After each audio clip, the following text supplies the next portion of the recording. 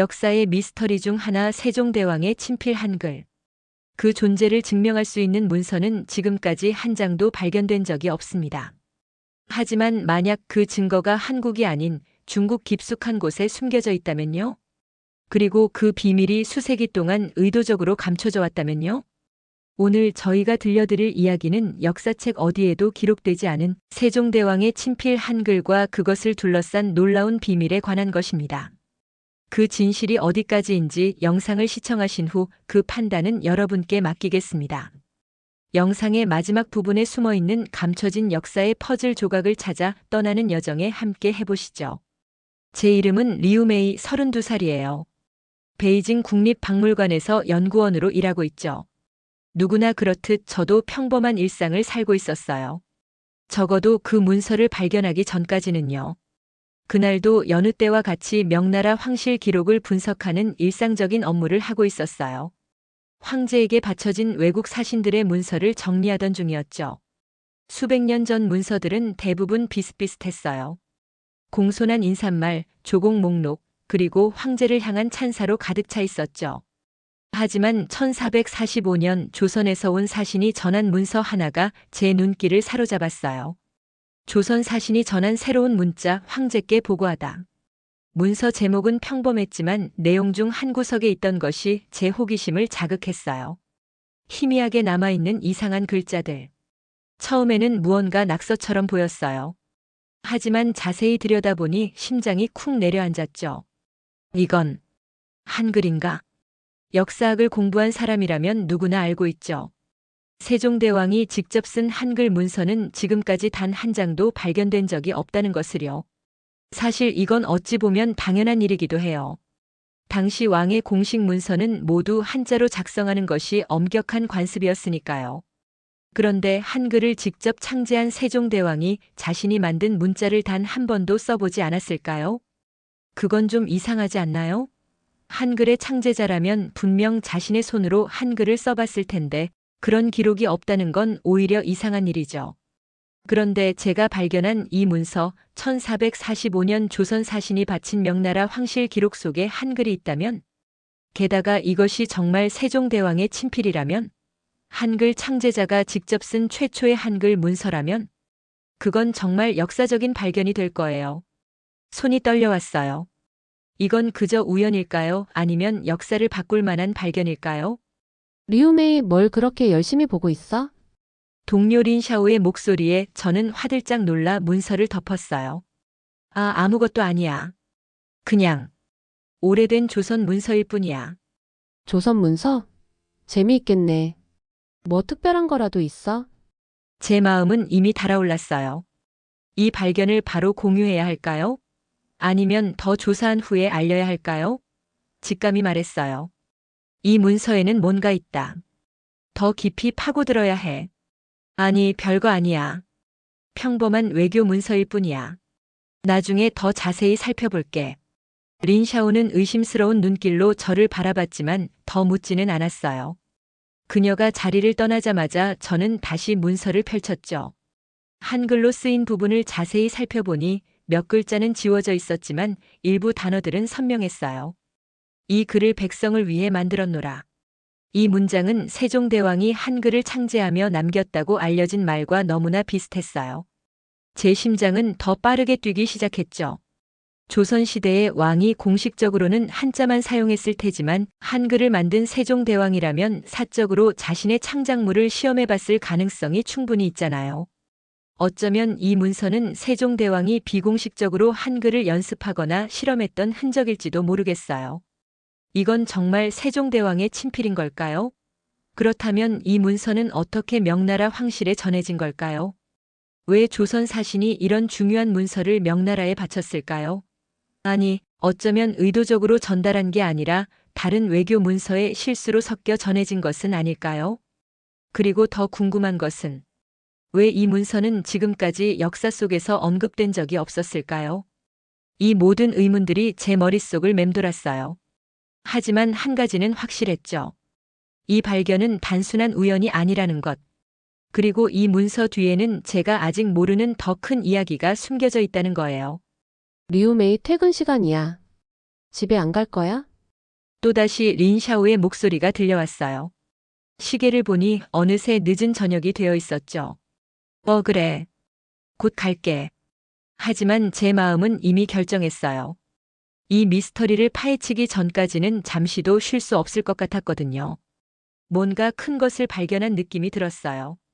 역사 속에 감춰진 비밀이 제 눈앞에 펼쳐지고 있었으니까요. 문서를 안전하게 보관한 후 저는 내일 더 자세히 조사하기로 마음먹었어요. 이 발견이 단순한 역사적 호기심을 넘어선 무언가로 이어질 것이라는 예감이 들었거든요. 다음 날 아침 저는 평소보다 일찍 박물관에 도착했어요. 어젯밤에는 세종대왕의 한글 관련 자료를 뒤지느라 잠도 못 잤죠. 오래된 학술지, 역사책, 인터넷까지 살펴봤지만 세종대왕의 친필 한글 문서가 존재한다는 기록은 어디에도 없었어요. 햇살이 서서히 박물관 창문으로 들어오기 시작할 때 저는 이미 컴퓨터 앞에 앉아 어제 발견한 문서에 대한 정보를 찾고 있었어요. 하지만 놀랍게도 이 문서에 대한 기록은 거의 없었어요. 마치 역사에서 의도적으로 지워진 것 같았죠. 중국 역사 기록은 보통 꼼꼼하기로 유명한데 이렇게 중요한 외교 문서에 대한 기록이 거의 없다는 건 매우 이상한 일이었어요. 문서 카탈로그에서도 간략한 언급만 있을 뿐 내용에 대한 자세한 설명은 전혀 없었어요. 점심시간 저는 박물관의 조선시대 전문가 장 교수님을 찾아갔어요. 장 교수님은 조선과 명나라의 외교 관계에 대해 30년 넘게 연구해 오신 분이었죠. 장 교수님, 1445년 조선 사신이 명나라에 바친 문서에 대해 혹시 알고 계신 게 있으세요? 특히 한글과 관련된 것이요. 장 교수님은 제 질문에 놀라움을 표하셨어요. 세종대왕 시대의 문서라면 특히 중요할 수 있다고 하셨죠. 제가 발견한 문서에 대해 간략히 설명하자 장 교수님은 책장을 뒤져 낡은 책 한 권을 꺼내셨어요. 명나라와 조선의 외교 비사라는 책이야. 여기 보면 1445년 조선 사신단이 명나라를 방문했다는 기록이 있어. 그들은 황제에게 특별한 선물을 전달했다고 나와 있지만 그 내용은 자세히 적혀 있지 않아. 장 교수님은 페이지를 넘기시더니 계속 설명해 주셨어요. 흥미로운 점은 이 방문 직후에 명나라 황제가 특별 연구팀을 꾸렸다는 기록이 있다는 거야. 목적은 명시되어 있지 않지만 새로운 문자 체계 연구라는 암시가 있어. 제 심장이 빠르게 뛰기 시작했어요. 이건 우연의 일치가 아니었어요. 세종대왕의 한글이 명나라에 전해졌고 황제가 그것에 특별한 관심을 보였다는 증거였죠. 그런데 이상한 건 그 이후의 기록이 거의 없다는 거예요. 마치 의도적으로 삭제된 것 같아요. 장 교수님은 깊은 생각에 잠기셨어요. 내가 생각하기에 이건 단순한 역사적 호기심 차원이 아닐 수도 있어. 당시 명나라는 한자 문화권의 중심이었어. 만약 한글처럼 혁신적인 문자가 등장했다면 그들은 어떤 식으로든 반응했을 거야. 장 교수님은 잠시 망설이시더니 결심한 듯 말씀하셨어요. 리우메이, 내일 아침 일찍 여기서 만나자. 내게는 특별 허가증이 있어. 그걸로 고문서 보관실에 접근할 수 있을 거야. 어쩌면 그곳에서 더 많은 단서를 찾을 수 있을지도 몰라. 저는 장 교수님의 제안에 기쁘게 동의했어요. 세종대왕의 친필 한글과 명나라의 관계에 대한 미스터리를 함께 파헤칠 수 있는 기회였으니까요. 이것이 어디로 이어질지는 알 수 없었지만 뭔가 중요한 발견의 시작점이 될 것 같았어요. 다음 날 아침 저는 장 교수님과 함께 문서 보관소의 더 깊은 구역으로 들어갔어요. 일반 연구자들은 접근할 수 없는 고문서 보관실이었죠. 특별 허가증을 보여준 후 우리는 오래된 문서들이 가득한 방으로 안내되었어요. 이 구역의 문서들은 거의 50년 넘게 제대로 정리되지 않았어. 장 교수님이 먼지 쌓인 서류 상자들을 가리키며 말씀하셨어요.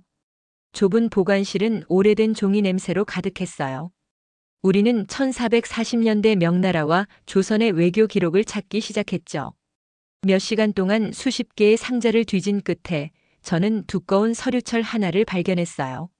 서류철의 표지에는 붉은 글씨로 신자체 개발 연구 극비라고 적혀 있었어요. 그리고 충격적인 부제목이 있었죠. 조선 문자 동화 계획.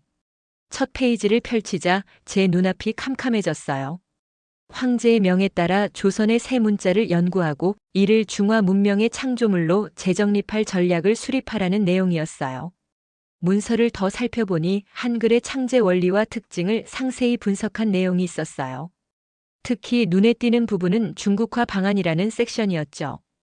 그곳에는 한글이 사실은 중국 고대 문자 체계에서 파생되었다는 것을 증명하기 위한 계획들이 담겨 있었어요.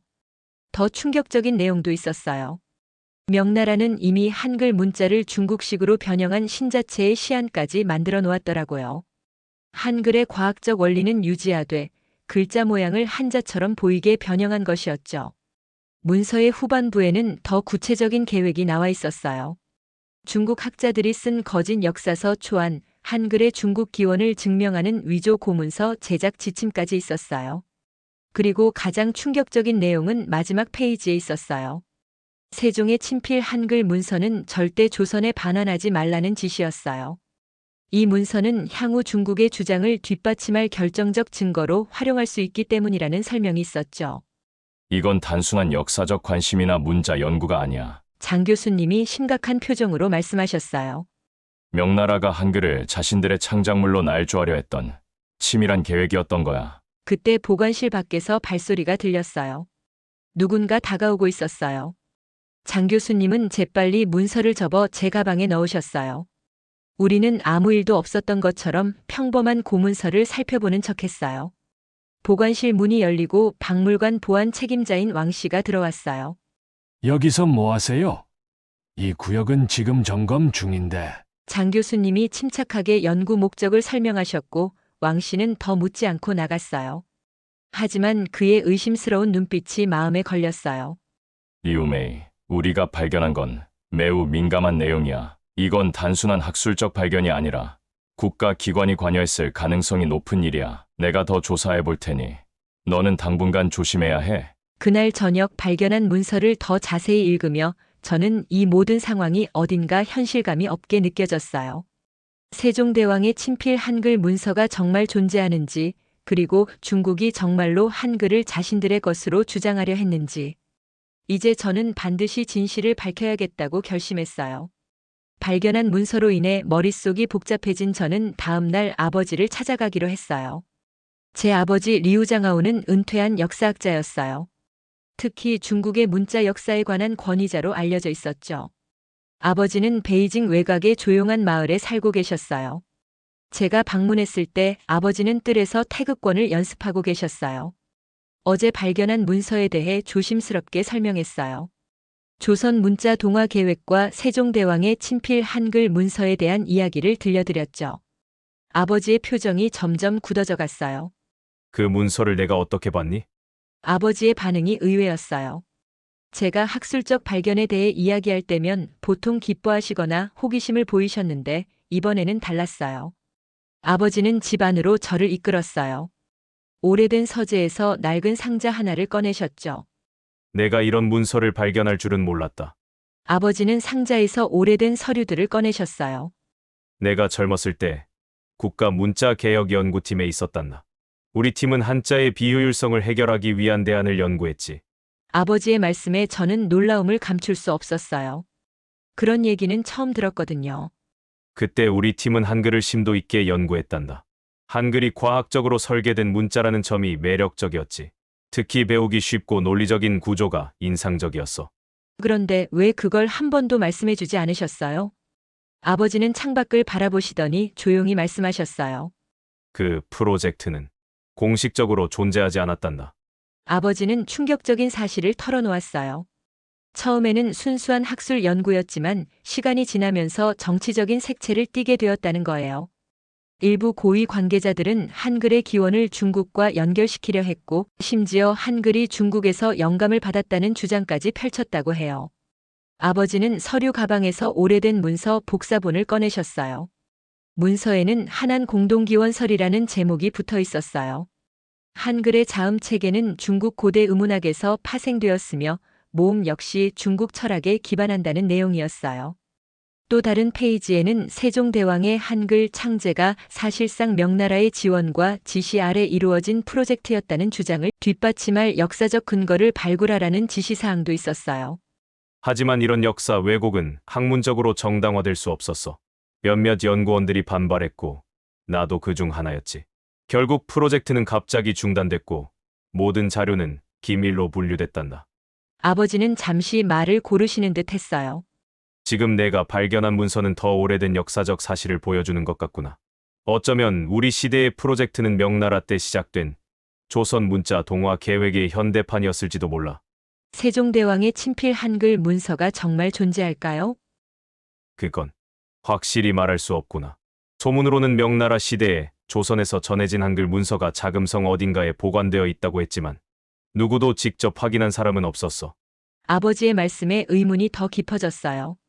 그리고 한 가지 분명해진 것은 이 문제가 단순한 역사적 호기심을 넘어 현재까지 이어지는 민감한 정치적 사안이라는 점이었어요.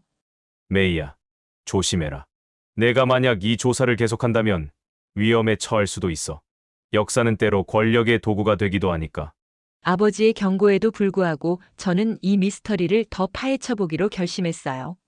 한글의 진정한 가치와 세종대왕의 친필 문서에 대한 진실을 찾고 싶었으니까요.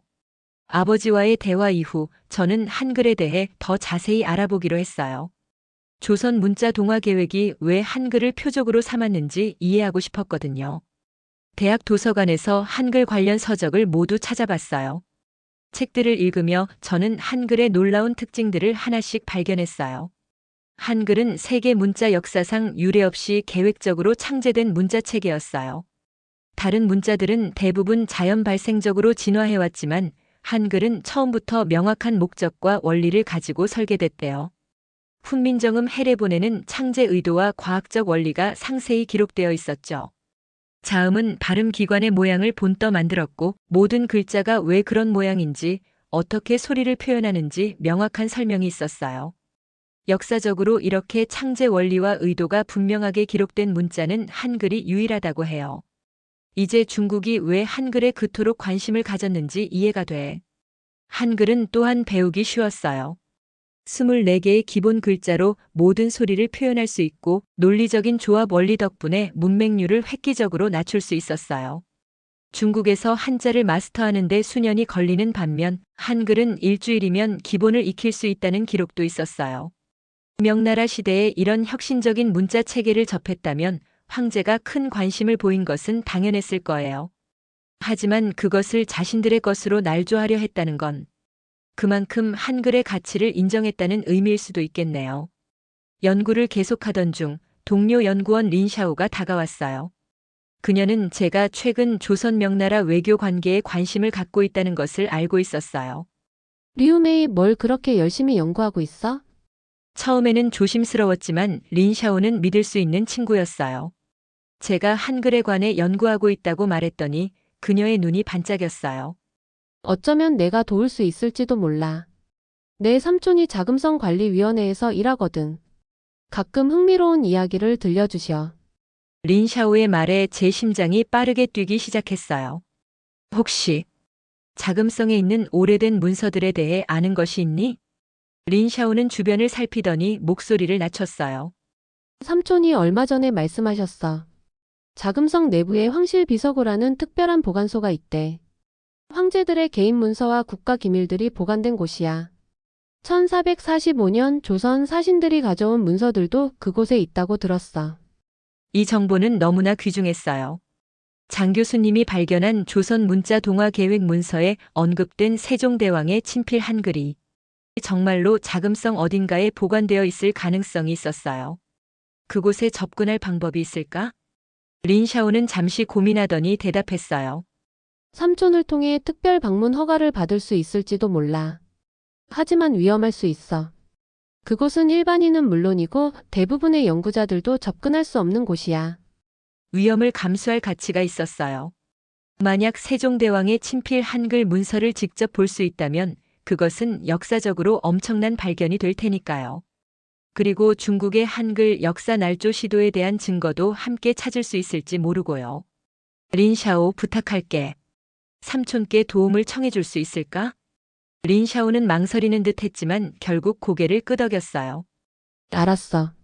시도는 해볼게. 하지만 정말 조심해야 해. 이건 단순한 학술적 호기심 이상의 문제일 수 있어. 그날 저녁 창밖으로 자금성의 불빛을 바라보며 생각했어요. 저 웅장한 궁궐 어딘가에 500년 전 세종대왕이 직접 쓴 한글 문서가 숨겨져 있을지도 모른다는 생각에 가슴이 뛰었어요. 그리고 그 문서와 함께 중국의 역사 날조 시도에 대한 더 많은 증거도 발견할 수 있을지 모르겠다는 기대감이 들었죠. 린샤오의 도움으로 일주일 후 저희는 자금성 방문 허가를 받을 수 있었어요. 린샤오의 삼촌은 관리위원회에서 중요한 직책을 맡고 계셨고 학술 연구 목적이라는 명목으로 비서고 견학을 주선해 주셨어요. 자금성은 관광객들에게 공개된 구역과 달리 비공개 구역은 훨씬 조용하고 신비로웠어요.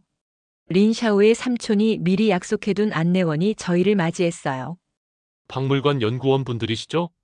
짧게 안내해드리겠습니다. 촬영은 금지되어 있고 문서에 손을 대서는 안 됩니다. 안내원은 저희를 오래된 건물로 안내했어요. 이곳이 바로 황실 비서고였죠. 내부는 놀랍도록 잘 정리되어 있었어요. 수천 개의 서랍과 상자들이 체계적으로 배열되어 있었고 온도와 습도도 철저하게 관리되고 있었어요. 이곳에는 명나라부터 청나라까지의 황실 문서들이 보관되어 있습니다. 특히 이 구역은 외국 사신 관련 문서를 모아둔 곳입니다. 안내원이 특정 구역을 가리켰어요. 외국 사신 문서라고 표시된 서랍들이 있었어요. 제 심장이 빠르게 뛰기 시작했어요. 혹시 1445년 조선 사신 관련 문서를 볼 수 있을까요? 안내원은 잠시 망설이더니 서랍 하나를 열었어요. 그 안에는 여러 폴더가 정리되어 있었고 그 중 하나를 꺼내 특별한 테이블 위에 놓았어요. 여기서 구경하세요. 저는 잠시 다른 업무가 있어 자리를 비우겠습니다. 10분 후에 돌아오겠습니다. 안내원이 나가자마자 저희는 서둘러 폴더를 열었어요. 대부분은 한자로 쓰인 공식 외교 문서였지만 마지막 부분에 작은 봉투가 있었어요. 봉투를 조심스럽게 열자 그 안에는 완전히 다른 문자로 쓰인 문서가 있었어요. 한글이었어요. 세종대왕의 친필일까? 린샤오가 흥분된 목소리로 물었어요. 시간이 지나 색이 바랬지만 글자는 선명했어요. 문서의 상단에는 한자로 짧은 메모가 붙어 있었어요. 세종이 직접 쓴 조선의 새 문자라고 적혀 있었죠. 아버지의 경고에도 불구하고 저는 포기할 수 없었어요. 자금성에서 본 한글 문서는 너무나 선명했고 그것이 세종대왕의 친필일 가능성은 저를 계속 사로잡았거든요. 다음 날 아침 박물관에 출근하자마자 린샤오를 찾았어요. 그녀도 밤새 생각했는지 어딘가 결연한 표정이었죠. 리우메이 내게 위험한 방법이 하나 있어. 자금성 비서고에서 야간 촬영 작업을 하는 대학 친구가 있거든. 심장이 빠르게 뛰기 시작했어요. 이건 법적으로도 직업적으로도 위험한 도전이었지만 역사적 진실을 위해서라면 감수할 만한 위험이었어요. 이틀 후 자정, 우리는 자금성 뒤편 직원 출입구에서 린샤오의 친구 장웨이를 만났어요. 그는 우리를 비상계단으로 안내했죠. 보안 카메라가 없는 경로를 통해 비서고까지 이동했어요. 15분밖에 없어. 경비 교대 시간이야. 빨리 찾아. 떨리는 손으로 서랍을 열고 문서를 다시 찾아냈어요. 장웨이는 고성능 카메라로 문서를 빠르게 촬영했죠. 갑자기 멀리서 발소리가 들려왔어요. 서둘러. 누가 오고 있어? 우리는 간신히 비서고를 빠져나와 직원 통로로 사라졌어요. 심장이 목구멍까지 차오르는 느낌이었죠. 하지만 중요한 건 문서의 사진을 확보했다는 거였어요. 다음 날 장 교수님과 함께 사진을 분석했어요. 장 교수님은 한국의 한글 전문가에게 비공식적으로 연락을 취했죠. 결과는 충격적이었어요. 이 문서는 세종 27년에 작성된 것으로 보입니다. 필체의 특징과 내용으로 볼 때 세종대왕 본인이나 측근에 의해 작성되었을 가능성이 매우 높습니다. 전문가는 문서의 내용도 해석해 주었어요.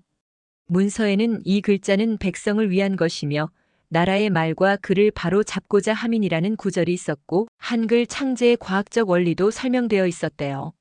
저희의 발견은 역사적으로 엄청난 의미를 가질 수 있었어요. 하지만 세상에 공개하기도 전에 모든 것이 무너졌죠.